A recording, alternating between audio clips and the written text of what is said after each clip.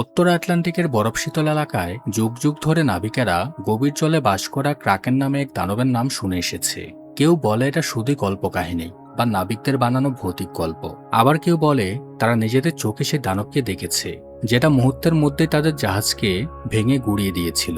তবে আসল সত্য বের হয়ে আসে তখনই, যখন একদল বিজ্ঞানী সমুদ্রে গবেষণা করতে গিয়ে সেই প্রাগৈতিহাসিক দানব ক্রাকেনকে ঘুম থেকে জাগিয়ে তোলে। এরপর তাদের সাথে এমন কিছু ঘটে যা তারা কল্পনা করতে পারেনি। গল্পের শুরুতে আমরা জুলি এবং অস্কার নামে দুজন বিজ্ঞানীকে বরফে ঢাকা একটি এলাকায় কিছু পরীক্ষা নিরীক্ষা করতে দেখি, যার জন্য তাদের বরফ শীতল পানির মধ্যে বোমা ফেলে কয়েকটি বিস্ফোরণ ঘটাতে হয়েছিল। ঠিক তখনই তাদের কাছে হেডকোয়ার্টার থেকে একটি কল আসে। তাদের সতর্ক করে দেওয়া হয় যে তাদের লোকেশনে ভয়ঙ্কর একটি ঝড় আসতে চলেছে, তাই যত দ্রুত সম্ভব জুলি এবং অস্কারকে সেখান থেকে সরে যেতে হবে। তাদের কাছাকাছি বরফের নিচে টহল দিচ্ছিল একটি রাশিয়ান সাবমেরিন, যারা একটি অদ্ভুত এবং তীব্র শব্দ অনুভব করেছিল, কিন্তু সেটি কি ছিল তারা বুঝতে পারেনি। সবচেয়ে বিস্ময়ের বিষয় ছিল সমুদ্রের ঢেউ নিচ থেকে উপরের দিকে উঠছিল। জুলিয়ার স্ক্যানারগুলো অস্বাভাবিকভাবে কাজ করতে শুরু করে এবং তাদের ক্যাম্পের চারপাশের বরফ দ্রুত ভেঙে যেতে লাগলো। জুলিয়া চলে যাওয়ার আগে নিজের গবেষণার সমস্ত ডকুমেন্টগুলো নিয়ে যেতে চেয়েছিল, কিন্তু ঝড় তখন তাদের খুব কাছাকাছি পৌঁছে গিয়েছিল। তাই অস্কার তাকে টেনে স্নোমোবিলের দিকে নিয়ে যায়। অন্যদিকে সেই সময় সাবমেরিনের ক্যাপ্টেন বুঝতে পারলেন যে শব্দটি কোনো জীবিত প্রাণীর, এবং তারা সঙ্গে সঙ্গে সেটার থেকে বাঁচার চেষ্টা শুরু করলেন। কিন্তু হঠাৎই পানির নিচে সাবমেরিনের সঙ্গে একটি বিশাল আকারের কিছু ধাক্কা লাগে। বরফের উপরে অস্কার এবং জুলিয়া বরফ ভেঙে যাওয়ার কারণে দ্রুত পালানোর চেষ্টা করছিল, কিন্তু দুর্ভাগ্যবশত সামনের দিকের বরফও ভেঙে যেতে শুরু করে, যার কারণে তাদের স্নোমোবিলটি, যা সেখান থেকে বেরিয়ে যাওয়ার একমাত্র ভরসা ছিল, তা ধাক্কা লেগে আগুন ধরে পুড়ে ছাই হয়ে যায়। অবস্থা এতটাই খারাপ হয়ে গিয়েছিল যে খুব শিগগিরই বিস্ফোরণগুলো তাদের ক্যাম্পটিকেও সম্পূর্ণ ধ্বংস করে দেয় এবং বেঁচে থাকা সকল বিজ্ঞানীরা ধীরে ধীরে পানিতে ডুবে মারা যায়। অন্যদিকে সাবমেরিনটিও ক্রমাগত ক্ষতিগ্রস্ত হচ্ছিল এবং ভেতরে থাকা লোকেরা প্রচণ্ড ঝাঁকুনির মধ্যে কষ্ট করে নিজেদের আসনে বসেছিল, কারণ সবকিছু প্রবলভাবে কাঁপছিল। কিছুটা নিয়ন্ত্রণে আসার পর তারা গুলি ছুড়তে সক্ষম হয় এবং সে বিস্ফোরণের আলোতে পানির ভেতরে অক্টোপাসের মতো বিশাল দানবীয় এক প্রাণীকে দেখা যায়, যেটা তাদের সাবমেরিন আঘাত করতে শুরু করে। ঠিক তখনই একজন লোক কাচের স্ক্রিনে ধাক্কা খেয়ে দূরে ছিটকে পড়ে যায় এবং আঘাতের কারণে অজ্ঞান হয়ে যায়।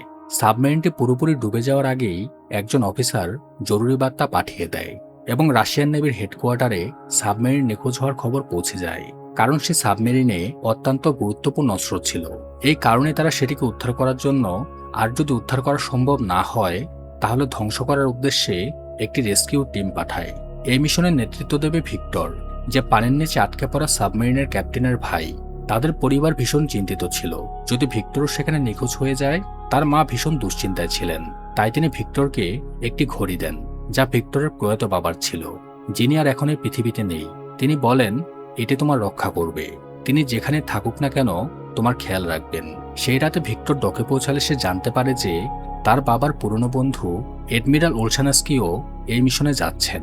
তখন তার মনে দুশ্চিন্তা হতে লাগলো, মিস্টার ওলশানস্কি কি এই কাজের জন্য একটু বেশি বয়স্ক হয়ে যায়নি তো? এই বুড়ো যদি মারা যায় তাহলে দোষটা আমার ঘাড়েই পড়বে। যাই হোক, এটা উচ্চপদস্থ অফিসারদের আদেশ, তাই তাকে মানতেই হবে। ভিক্টর সাবমেরিনে উঠতেই ক্রু সদস্যরা অভিযোগ করতে শুরু করে যে তাদের ছুটি শেষ হবার আগেই তাদেরকে ডেকে আনা হয়েছে।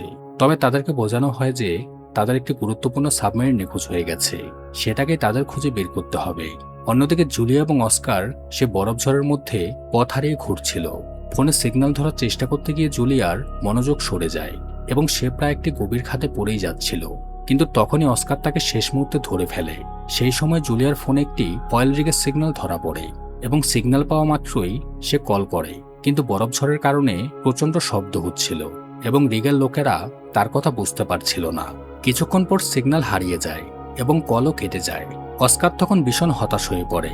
সে সাহায্যের আশায় আকাশের দিকে একটি ফ্লেয়ার গান ছুড়ে দেয় এবং হতাশ হয়ে মাটিতে বসে পড়ে। পরের দিন সকালে রেস্কিউর সাবমেরিনটি আগের সাবমেরিনটি যেখানে নিখোঁজ হয়েছিল সেই স্থানে এসে পৌঁছায় এবং সব প্রস্তুতির পর তারা জলের গভীরে যেতে শুরু করে। জাহাজের ক্রুরা লক্ষ্য করে যে ওলশানস্কি ভিক্টরকে একটি ব্যক্তিগত কক্ষে নিয়ে গিয়েছেন। সেখানে কয়েকজন সিনিয়র অফিসার উপস্থিত ছিলেন এবং তাদের একটি রিপোর্ট পড়ার জন্য দেওয়া হয়, যা পড়ে সবাই ভীষণভাবে আতঙ্কিত হয়ে পড়ে। খুব শিগগিরই পুরনো সাবমেরিনের নিখোঁজ হওয়া নিয়ে সবার মাঝে গুজব ছড়িয়ে পড়তে থাকে পানির নিচে নাকি একটি ভয়ানক জীব সাবমেরিনটিকে ডুবিয়ে দিয়েছে।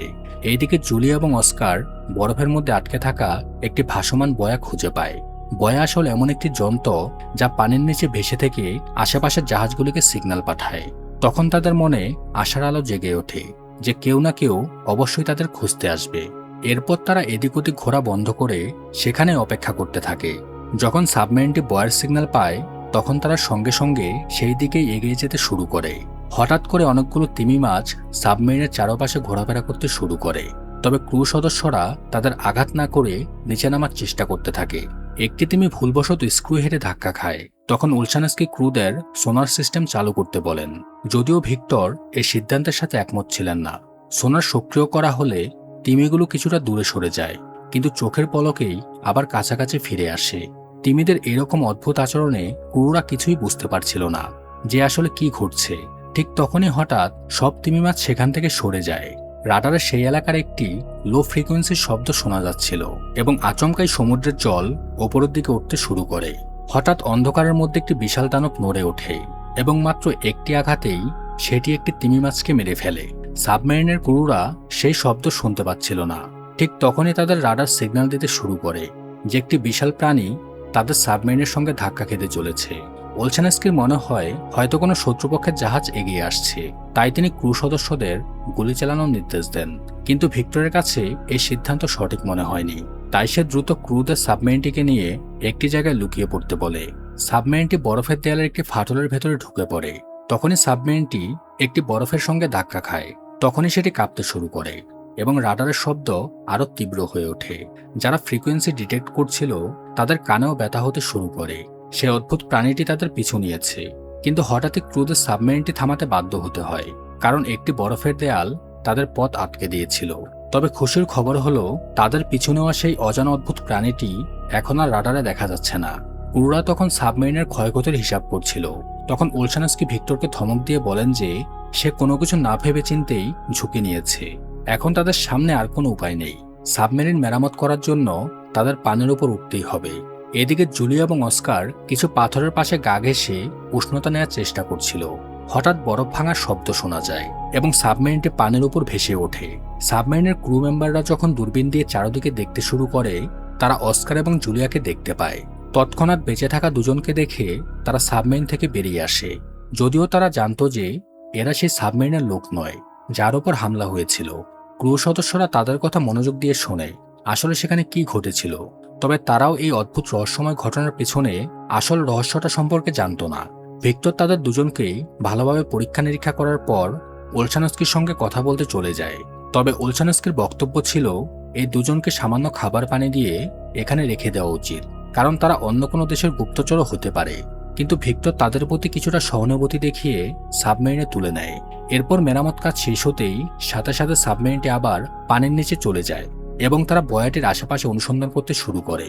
মেডিকেল চেকআপের পর জুলিয়া এবং অস্কারকে খাবার দেওয়া হয়।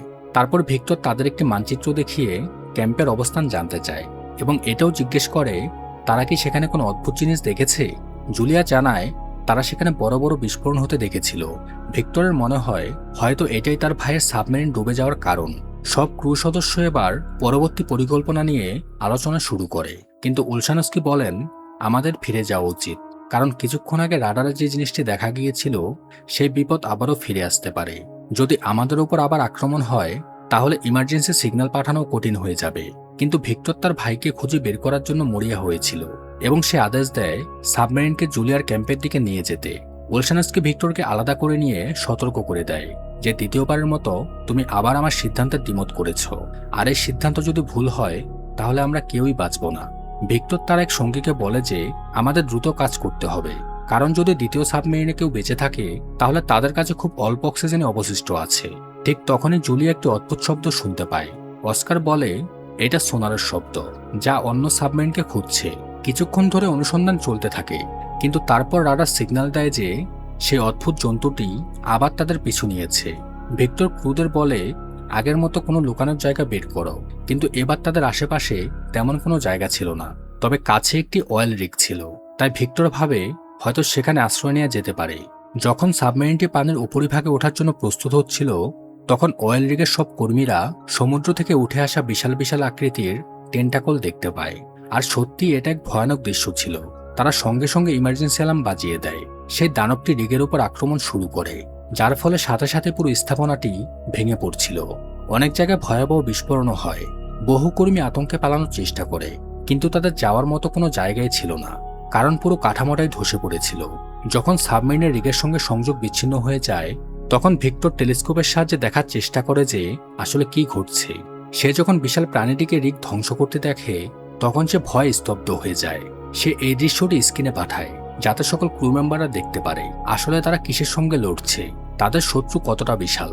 রিগ পুরোপুরি ধ্বংস হয়ে যাওয়ার পর সে অদ্ভুত দানবটি আবার সাবমেরিনের পিছু নিতে শুরু করে, ফলে তাদের তৎক্ষণাৎ সাবমেরিনটি ঘুরিয়ে নিতে হয়। ওলসানেস্কি মনে মনে ভাবতে লাগলেন, ভিক্টরের ক্রুদের সে বিশাল দানবটি দেখানো ছিল তার তৃতীয় ভুল, কারণ এতে ক্রু মেম্বারদের মধ্যে আতঙ্ক আরও বেড়ে যেতে পারে। হয়তো এতে তারা ভুল সিদ্ধান্ত নিতে পারে। এই কারণেই তিনি সরাসরি ঘোষণা করেন যে এখন থেকে জাহাজের নেতৃত্ব তিনি নিজেই দেবেন। এরপর তিনি প্ল্যানেটের ওপর 2টি টর্পেডো লঞ্চ করতে বলেন এবং সেগুলো সরাসরি টার্গেটে গিয়ে আঘাত করে। ওলসানেস্কি মনে করেন বিপদ হয়তো কেটে গেছে। সে হাততালি দিয়ে ওঠে এবং বলে এইভাবেই কাজ করতে হয়। কিন্তু তখনই একজন অফিসার জানালেন যে প্রাণীটি এখনো জীবিত এবং সে আরও বেশি রেগে গিয়ে তাদের দিকে এগিয়ে আসছে। সঙ্গে সঙ্গে আবার টর্পেডো ছোড়া হয়। আরেকটি বিস্ফোরণ ঘটে। প্রধান লক্ষ্যবস্তুতে আবারও আঘাত হানে, কিন্তু তবুও সে বিশাল দানবটিকে মারার জন্য এটি যথেষ্ট ছিল না। দানবটি সাবমেরিনের পিছু নিতে থাকে এবং ভয়ে ওলসানস্কি কিছুই করতে পারছিল না। তখন ভিক্টর আবার কমান্ড নিজের হাতে নিয়ে নেয় এবং ক্রুদের বলে যতটা সম্ভব সাবমেরিনটিকে দ্রুত গতিতে চালাও। তারা দানবটির বেশিরভাগ আক্রমণ এড়াতে সক্ষম হলেও তার একটি সুর সাবমেরিনে আঘাত করে, ফলে সাবমেরিন কিছুটা ক্ষতিগ্রস্ত হয়। সেখানে কাজ করা অনেক লোকও গুরুতরভাবে আহত হয়। ভিক্টরের মাথাও কোথাও ধাক্কা খায় এবং তার মাথা ঘুরতে থাকে। কিছু কম্পিউটার শর্ট সার্কিট হয়ে যায় এবং একটি কম্পিউটার তো একজনের মাথার উপরে পড়ে যায়। সাবমেরিন ধীরে ধীরে ডুবে যেতে থাকে এবং সেই দানবটি সুযোগ বুঝে প্রচণ্ড জোরে আরেকটি আঘাত হানে, ফলে মিসাইল কম্পার্টমেন্টে বিস্ফোরণ ঘটে। সেখানে ভয়াবহ আগুন ধরে যায়। এরপর জাহাজের ক্রুরা ভেন্টিলেশন বন্ধ করে সেই অংশটি পুরোপুরি সিল করে দেয়। 7 জন লোক সেখানে থেকে অগ্নি নির্বাপক যন্ত্রের সাহায্যে আগুন নেভানোর চেষ্টা করতে থাকে, কিন্তু জন্তুটির আরেকটি শক্তিশালী আঘাতে সাবমেরিন দ্রুত নিচের দিকে নামতে থাকে। রাডারে দেখা যায় যে সে প্রাণীটি তাদের চারদিক থেকে ঘিরে ফেলেছে। ক্রুরা তখন ভালো করে লক্ষ্য করে। তখন তারা বুঝতে পারে যে সেই দানবটি আসলে একটি ক্রাকেন। বর্তমান সময়ের অক্টোপাসের একটি বিশাল রূপ হিসেবে ক্রাকেনকে ধরা হয়, আর প্রাচীনকালে এই নিয়ে বহু গল্প লেখা হয়েছে। এখন তাদের কাছে মাত্র একটি শেষ মিসাইল বাকি আছে, তাই সেটি খুব ভেবেচিন্তে ব্যবহার করতে হবে। তারা সবাই মিলে আলোচনা করে যে এখন কি করা উচিত। ভিক্টর জানায় সাবমেরিনটিকে সাইলেন্ট মোডে নিয়ে যাও, কারণ সামুদ্রিক প্রাণীরা সাধারণত শব্দের সাহায্যে শিকার করে। এই কারণে টর্পেডো রুমে থাকা কর্মীদেরকে আগুন নেভানোর কাজ বন্ধ করতে হয়। ফলে সেখানে কার্বন ডাইঅক্সাইড এবং কার্বন মনোক্সাইডের মাত্রা বাড়তে শুরু করে। ক্রাকেনের শব্দ কমিউনিকেশন অফিসারের কানে ভীষণভাবে বিঁধছিল। টর্পেডোর কক্ষে থাকা লোকেরা ভাবতে থাকে তারা হয়তো এখানেই মারা যাবে, কিন্তু সৌভাগ্যবশত ভিক্টরের পরিকল্পনা কাজ করতে শুরু করে এবং ক্রাকেন সেখান থেকে সরে যায়। তখন তারা আবার দ্রুত তাদের কাজ শুরু করে দেয়, কিন্তু ততক্ষণে আগুন এতটাই ছড়িয়ে পড়েছিল যে অল্প কয়েকটি অগ্নি নির্বাপক যন্ত্র দিয়ে তা নেভানো সম্ভব ছিল না। এমনকি কিছু লোকের গায়ে তো আগুনও লেগে যায়। তখন ভিক্টর সবাইকে বলে কম্পার্টমেন্ট খালি করে দাও, যা পুড়ছে পুড়তে দাও, শুধু নিজেদের প্রাণ বাঁচাও। কিছু অফিসার আগুনের এলাকা থেকে বের হওয়ার সময় মারাত্মকভাবে আহত হয়ে পড়েছিল, তবে বাকি ক্রু মেম্বাররা তাদের দরজার ওপারে টেনে আনতে সাহায্য করে। শেষ মুহূর্তে দরজা বন্ধ করে দেওয়া হয়, যাতে আগুন সাবমেরিনের অন্য অংশে ছড়িয়ে পড়তে না পারে। টর্পেডো কম্পার্টমেন্টের চাপ নিয়ন্ত্রণ করে শেষ পর্যন্ত আগুন নিভিয়ে ফেলা হয়। সেখানে লোকজন থাকলে এটি করা সম্ভব হতো না। এরপর যারা এখনো সুস্থ ছিল তাদের মেরামতের কাজে লাগানো হয়, আর যারা আহত হয়েছিল তাদের ইনফার্মারি বা নিজ নিজ কক্ষে পাঠানো হয়। অস্কার এবং জুলিয়া আহতদের চিকিৎসায় সাহায্য করে, ফলে ক্রুরা তাদের উপর বিশ্বাস করতে শুরু করে। পরে ভিক্টর ক্রুদের কাছে জানতে চায় এখন তাদের কি করা উচিত। সবাই বলে আমাদের ফিরে যাওয়াই ভালো, কারণ দ্বিতীয় সাবমেরিনের অবস্থান সম্পর্কে আমাদের কোনো ধারণা নেই এবং এই ক্রাকেনের থেকে বাঁচার জন্য কোনো সুরক্ষাই নেই আমাদের সাবমেরিনে। ওলসানস্কি ভিক্টরকে মনে করিয়ে দিলেন যে তোমার বাবা একজন বীর ছিলেন, যিনি একটি সাবমেরিনের দুর্ঘটনায় অনেক মানুষকে বাঁচাতে গিয়ে শহীদ হয়েছিলেন। অনেক ভাবনার পর ভিক্টরও মেনে নেয় যে তাদের ফিরে যাওয়াই শ্রেয়। এরপর সাবমেরিনটি ঘরে ফেরার পথে রওনা দেয়। ভিক্টর তার বাবার লেখা শেষ চিঠিটা পড়ছিল। ঠিক তখনই জুলিয়া তার কক্ষে আসে এবং তার মন খারাপ দেখে সে ডিসাইড করে যেভাবেই হোক তাদের সাহায্য করবে। জুলিয়া দেখে সেখানে কয়েকটি পাখি রাখা আছে, ভিক্টর জানায় এগুলো অক্সিজেনের মাত্রা পরীক্ষা করার জন্য রাখা হয়েছে। জুলিয়া তার কাছ থেকে একটি ম্যাপ চায় এবং সমস্ত লোকেশনগুলো দেখতে শুরু করে যেখানে তারা ক্রাকেনটিকে শেষ দেখেছিল। সঙ্গে জুলিয়া তাদের ক্যাম্পের অবস্থানটিও দেখায়। সে বলে পুরনো কাহিনী অনুযায়ী এই প্রাণী আগেও বহু জাহাজে আক্রমণ করেছিল, কিন্তু তারপরে হঠাৎ করে এটি অদৃশ্য হয়ে যায়। তাই অনেক বিজ্ঞানীরা মনে করতেন ক্রাকেন হয়তো গভীর নিদ্রায় চলে গিয়েছিল। জুলিয়া জানায় আমরা যে বিস্ফোরণগুলো ঘটিয়েছিলাম সেগুলো হয়তো ক্রাকেনের লুকানো বাসস্থানে আঘাত করেছিল। সম্ভবত বিস্ফোরণটি ক্রাকেনের গুহায় ঘটেছিল, যার কারণে আমাদের ভুলেই হয়তো সে প্রাণীটি আবার জেগে উঠেছে। তাই যদি সবাইকে বাঁচাতেই হয় তাহলে তাদের অবশ্যই সোনার সিস্টেম বন্ধ করতে হবে, না হলে ক্রাকেন আবার তাদের পিছু নেবে। ভিক্টর দেখে জুলিয়া ক্রাকেন সম্পর্কে বেশ ভালোই জানে। তাই ভিক্টর তাকে জিজ্ঞাসা করে, তোমার কি কোনো ধারণা আছে আমার ভাইয়ের সাবমেরিন কোথায় থাকতে পারে? জুলিয়া বলে এরকম ক্রাকেন বা অক্টোপাস তার শিকারকে টেনে নিয়ে নিজের বাসস্থানে নিয়ে যায়, আর সেই জায়গায় তাদের ক্যাম্পের আশেপাশে হওয়া উচিত। ঠিক তখনই তাদের কথোপকথন এক অফিসারের আগমনের কারণে থেমে যায়। অফিসার বলে আমরা একটি সূত্র পেয়েছি। তিনি সাইলেন্ট মোডের সময় রেকর্ডিং শোনায়, যাতে স্পষ্ট হয়ে যায় কেউ লোহার ওপর বারবার টোকা দিচ্ছে। তারা সিগন্যাল ট্রেস করে এবং নিশ্চিত হয় এটি জুলিয়ার ক্যাম্পের কাছ থেকেই আসছে। এর অর্থ স্পষ্ট ছিল যে দ্বিতীয় সাবমেরিনে এখনও কিছু মানুষ বেঁচে আছে। ভিক্টর সকলকে ডেকে বলে, দেখো, আমাদের সৈনিকেরা সেই সাবমেরিনে আটকে আছে, জীবন আর মৃত্যুর মধ্যে লড়াই করছে। আমরা যদি তাদের না বাঁচাই তাহলে কে বাঁচাবে? ভেবো না যে আমি শুধু আমার ভাইয়ের জন্য সেখানে যেতে চাইছি। যদি তোমাদের মধ্যে কেউ সেখানে থাকতো, আমি একজন মানুষকে বাঁচানোর জন্য এই একই কাজ করতাম। এরপর ভিক্টর তার সহকর্মীদের আদেশ দেয় সাবমেরিনটিকে জুলিয়ার ক্যাম্পের দিকে নিয়ে যাও। তখন হঠাৎ এই যন্ত্রপাতি ও দেয়াল থেকে নাট বোল্ট বের হতে শুরু করে। কাঁচ এবং লাইটও ভেঙে যায়। এর মানে সাবমেরিন আরো গভীর পানিতে চলে গেছে। তাই তারা সাবমেরিনটাকে কিছুটা উপরে নিয়ে আসে। তখন এক অফিসার লক্ষ্য করে যে এটা তো এক অন্যরকম জগৎ। তারা আসলে সমুদ্রের একদম আলাদা একটা স্থানে চলে এসেছে। ভিক্টর সিদ্ধান্ত নেয় যে এই জায়গা থেকে আলাদাভাবে দেখার জন্য তাদের একটি মিনি সাবমেরিন পাঠাতে হবে। তবে গত আক্রমণে মিনি সাবমেরিনের একজন পাইলট আগেই আহত হয়ে গেছে। তাই ভিক্টর নিজে গিয়ে জায়গাটা ভালোভাবে দেখতে চায়। ততক্ষণ উলসানেস্কি জাহাজের কমান্ডে থাকবে। ভিক্টর তার সঙ্গে দুজন অফিসারকে নিয়ে মিনি সাবমেরিনে করে বেরিয়ে পড়ে। যতই তারা গভীর সমুদ্রে নামছিল, প্রেসারের কারণে সাবমেরিনের ধাতু থেকে শব্দ আসতে শুরু করে, কারণ এত গভীরে তারা প্রথমবার যাচ্ছিল। প্রেসার দ্রুত সাবমেরিনের উপর প্রভাব ফেলছিল। তাই যদি তারা দ্রুত কিছু না পায় তাহলে ফিরে যেতে হবে। ঠিক তখনই তারা কিছু একটা আওয়াজ শুনতে পায়। সেই দিকটি অনুসরণ করতে গিয়ে তারা দেখতে পায় সেখানে হাজার হাজার ডুবে যাওয়া জাহাজ রয়েছে। এর মানে জুলিয়ার থিওরি এবং পুরনো কাহিনীগুলো একদমই সত্যি। অবশেষে তারা দ্বিতীয় সাবমেরিনটি খুঁজে পায় এবং তার ক্ষয়ক্ষতি পরীক্ষা করে। আনন্দের বিষয়, সাবমেরিনের সামান্য অংশ এখনও ঠিক আছে। এর মানে কিছু মানুষ সেখানে লুকিয়ে থাকতে পারে। তারা মিনি সাবমেরিনটিকে মূল সাবমেরিনের সঙ্গে সংযুক্ত করার চেষ্টা করে, কিন্তু এত গভীর প্রেসারে এটা করা খুবই কঠিন ছিল। শেষ পর্যন্ত অনেক প্রচেষ্টার পর তারা সংযোগ স্থাপন করতে সক্ষম হয়। ভিক্টর ড্রাইভিং স্যুট পরে সংযোগের সাহায্যে দ্বিতীয় সাবমেরিনে ঢুকে পড়ে এবং দরজা খোলার আগে সে ঠক ঠক আওয়াজ দেয়। এরপর যখন সে সাবমেরিনের ঢাকনাটি খোলে তখন সে দেখে সকল ক্রু মেম্বাররাই জীবিত আছে। তার ভাই আলেকজান্ডারও বেঁচে আছে। তারা এই খবর উপরে সাবমেরিনে পাঠিয়ে দেয় এবং সেখানে সবাই খুবই খুশি হয়ে যায়। আলেকজান্ডার বুঝতে পারে যে তারা তাদের সাবমেরিনটিকে সাইলেন্ট মোডে রেখেছে, যাতে ক্রাকেনের মনোযোগ ওই দিকে না যায়, এবং মাঝে মধ্যে সিগন্যাল পাঠাচ্ছে। ভিক্টর আর দেরি না করে যত বেশি মানুষকে সম্ভব ততজনকে মিনি সাবমেরিনে পাঠিয়ে দেয়, কিন্তু সবাইকে বাঁচাতে দুইবার যাত্রা করতে হবে। ভিক্টর সিদ্ধান্ত নেয় তিনি তার ভাইয়ের সঙ্গে এখানেই থাকবেন এবং সে পাইলটের সঙ্গে একজন মেকানিক পাঠিয়ে দেয়।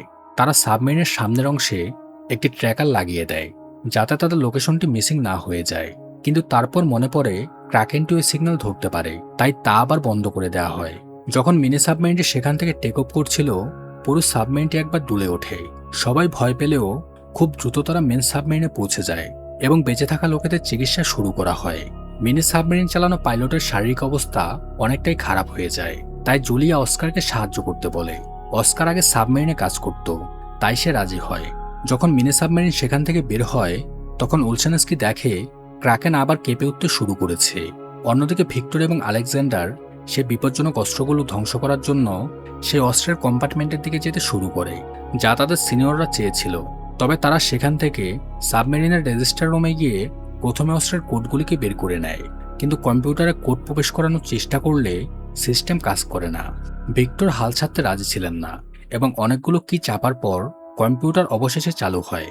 তারা দেখে অস্ত্রগুলো এখনও কার্যকর, কিন্তু সেগুলিকে কম্পিউটারের মাধ্যমে ধ্বংস করা সম্ভব ছিল না। অন্যদিকে অস্ত্র থেকে বের হওয়া সিগন্যাল মিনি সাবমেরিনের রাডারে ধরা পড়ে এবং সেই সিগন্যাল অনুসরণ করে তারা সেখানে পৌঁছে যায়। কিন্তু মেন সাবমেরিনে সবাই আতঙ্কিত ছিল, কারণ ক্রাকেন খুব কাছে চলে এসেছে। এরা দ্রুত সাবমেরিনটিকে সমুদ্রের নিচের অংশে নামিয়ে সাইলেন্ট মোডে নিয়ে নেয়। কিন্তু ক্রাকেনটি একটি বড় পাথর সাবমেরিনের উপর ফেলে দেয়, যার ফলে সাবমেরিন ক্ষতিগ্রস্ত হয়ে একটি কক্ষের মধ্যে পানি ঢুকতে শুরু করে। ক্রু মেম্বাররা বুঝতে পারে না তারা আর কতক্ষণ এইভাবে সাইলেন্ট মোডে থাকতে পারবে। এইদিকে অল্প সময়ের মধ্যে মিনি সাবমেরিন ভিক্টরের অবস্থানে পৌঁছে যায় এবং ওই সাবমেরিনের সাথে যুক্ত হওয়ার চেষ্টা করে, এবং তখনই দুর্ঘটনাক্রমে ট্র্যাকারটি অন হয়ে যায়, যার ফলে ক্র্যাকেনটি ওপরে সাবমেরিনটিকে ছেড়ে ট্র্যাকারের সিগন্যাল পেয়ে তার গুহার দিকে ছুটে যায়। এই সুযোগে উপরে সাবমেরিনটি সারফেসের দিকে উঠে আসে। এই সময় ভিক্টর পাইপের মাধ্যমে অস্ত্রের কক্ষে পৌঁছানোর চেষ্টা করছিল, যা ক্র্যাকেনের আক্রমণের কারণে ব্লক হয়ে গিয়েছিল। আলেকজান্ডার মিনি সাবমেরিনের ডকের শব্দ শুনে তার সকল ক্রুকে সেখান থেকে চলে যেতে বলে এবং সে নিজে তার ভাইয়ের জন্য অপেক্ষা করে। শেষ পর্যন্ত ভিক্টর অস্ত্রের কক্ষে পৌঁছায় এবং মিসাইলের মধ্যে কোড দিতে শুরু করে। আলেকজান্ডার কম্পিউটারে কোড প্রবেশ করাচ্ছিল। অস্ত্র লোড হতে সময় লাগছিল। এই সময় ক্রাকেনও তাদের খুঁজে পেয়ে যায়। সবাই মানসিকভাবে প্রস্তুত ছিল আক্রমণের জন্য। ক্র্যাকেনের টেন্টাকল সাবমেরিনের চারপাশে ঘুরছিল।